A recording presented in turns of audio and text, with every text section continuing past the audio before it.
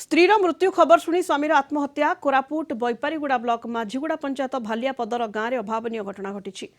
मृत दंपति हेले जिनु परिजा और रुक्मिणी परिजा पारिवारिक कलह प्रथम स्त्री रुक्मिणी परिजा आत्महत्या करथिले तांको मृत्यु परे बेकरे दौड़ी लगाई आत्महत्या करिसेंती स्वामी जिनु परिजा उभयंकर तीनिटी पुत्र संतान अछंती बैपारीगुड़ा पुलिस मृतदेह को जबत करी तदंत करुछि। अधिक सूचना बैपारीगुड़ा रिपोर्टर मानस महांती फोन लाइन रे जोड़ी होती। मानस ये अभावनीय घटना सामना को आसी पारिवारिक कलह प्रथम स्त्री आत्महत्या करथिले एवं स्त्रीर मृत्यु खबर शुणी स्वामी मध्य आत्महत्या करिछि।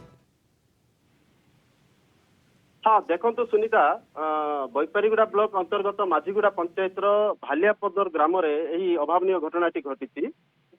घटनाटी है उभय स्वामी स्त्री मध्य सामान्य बचसा को नहीं घटनाटा घटी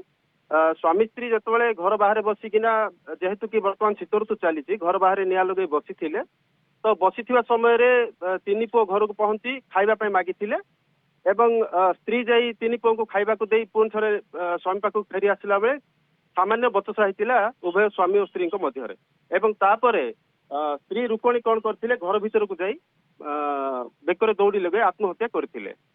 एवं मझिया पुओ जिते घर भीतर को पशी देखे ता माँ बेकर दौड़ी देकिना झुलुची सी जाई किसी ग्रामवासी एवं ता घर लोक को खबर देइथिला सेतबेले स्वामी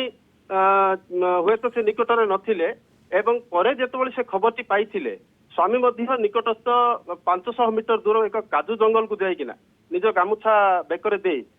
आत्महत्या करथिबा सूचना। ओके बहुत बहुत धन्यवाद मानस समस्त सूचना मानस महांती बैपारीगुड़ा रिपोर्टर आम सहित जोड़ी होते फोन लाइन रे अधिक सूचना दौले।